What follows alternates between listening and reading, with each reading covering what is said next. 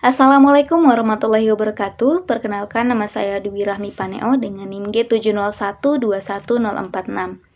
Pada kesempatan kali ini, saya akan menyampaikan atau memaparkan tentang pengaruh konseling apoteker terhadap kepatuhan minum obat HIV. Nah, jadi kepatuhan minum obat adalah hal yang penting untuk keberhasilan terapi HIV. Pasien yang tidak patuh minum obat HIV berisiko mengalami resistensi virus. Hal ini dapat menyebabkan terapi menjadi tidak efektif dan meningkatkan risiko kematian. Nah, terdapat beberapa jurnal yang saya kutip, yaitu jurnal pertama yang ditulis oleh Chatah et al. 2020, di mana penelitian ini menunjukkan bahwa intervensi pendidikan dan konseling singkat yang dipimpin oleh apoteker dapat secara signifikan meningkatkan kepatuhan ART dan kondisi penyakit HIV pada ODHA yang tinggal di Pakistan. Nah, selain itu, intervensi yang dipimpin oleh apoteker juga meningkatkan keyakinan peserta terhadap kemampuan mereka dalam meminum obat dengan benar dan meningkatkan pemahaman mereka tentang manfaat ART serta risiko perkembangannya resistensi ART. Ini adalah data dari hasil jurnal tadi, di mana hal ini menunjukkan peran integral apoteker dalam perawatan pasien dan dampak positif yang dapat mereka berikan terhadap hasil pasien. Kemudian pada jurnal selanjutnya yang ditulis oleh Kokohoba et al. 2012, yaitu di mana konseling dan advokasi pengobatan oleh apoteker komunitas merupakan sumber daya layanan kesehatan yang kurang dimanfaatkan dan berpotensi meningkatkan kesehatan pasien HIV. Keterbatasan dari penelitian ini mencakup kemungkinan adanya pembaur dengan indikasi yang mungkin menutupi beberapa manfaat konseling dan populasi peserta penelitian yang sudah sangat patuh terhadap obat antiretroviralnya.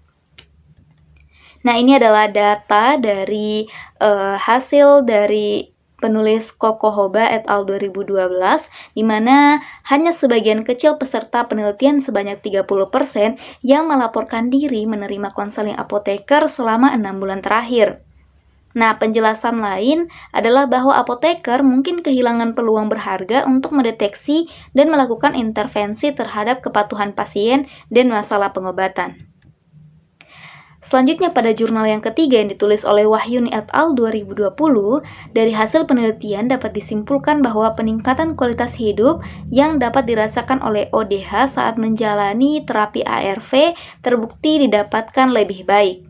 Berikut adalah data yang ditulis oleh Wahyuni yang terdapat dalam jurnalnya, di mana responden yang mempunyai tingkat kepatuhan setelah dilakukan intervensi konseling sebanyak 93,8%.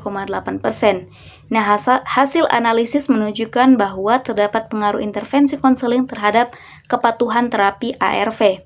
Kemudian pada jurnal selanjutnya yang ditulis oleh Ahmad et al. 2021, di mana tinjauan ini menyoroti dampak positif intervensi apoteker terhadap kepatuhan minum obat ART.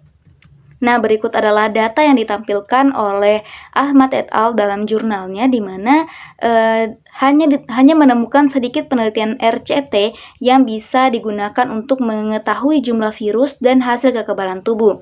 Hasil penelitian tentang jumlah virus dari kepatuhan minum obat sangat beragam. Oleh karena itu, intervensi farmasi biasanya menjadi bagian dari perawatan rutin yang melibatkan banyak orang. Nah, jurnal terakhir yang ditulis oleh Mini et al. 2012, di mana peningkatan skor berbagai layar pada tindak lanjut akhir menunjukkan bahwa pendidikan mempunyai pengaruh positif terhadap perilaku kepatuhan. Hasil penelitian tersebut menunjukkan bahwa intervensi psikoedukatif mempunyai peran dalam meningkatkan perilaku kepatuhan kepada pasien HIV. Ini adalah data dari jurnal Mini et al. 2012. Banyak penelitian yang telah menunjukkan pengaruh positif intervensi pendidikan terhadap perilaku kepatuhan pengobatan pada pasien yang memakai ART. Temuan penelitian ini menunjukkan bahwa rendahnya pengetahuan mereka tentang penyakit dan pengobatannya adalah alasan utama dari rendahnya tingkat kepatuhan tersebut.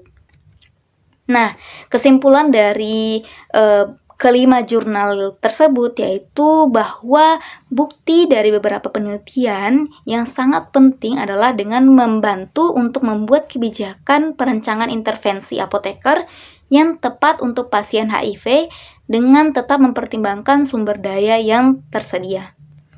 Baik, cukup sekian dari pemaparan saya pada hari ini. Mohon maaf bila ada salah-salah kata. Wabillahi taufik walhidayah. Wassalamualaikum warahmatullahi wabarakatuh. Bye-bye.